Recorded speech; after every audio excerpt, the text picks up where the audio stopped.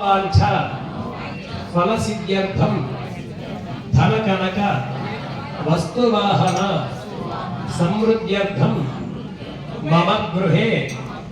అలక్ష్మి నిర్గమన ద్వారా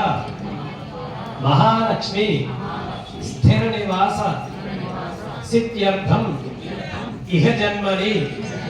పూర్వజన్మని జన్మ జన్మాంతర ఆర్జిత అశేష పాప పరిహారార్థం ఆధ్యాత్మిక ఆదిభౌతిక ఆదిదైవిక దుఃఖత్రయ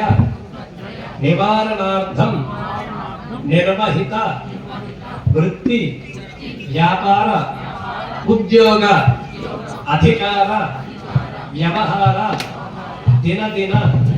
ప్రవర్ధమాన అభివృద్ధ్యర్థం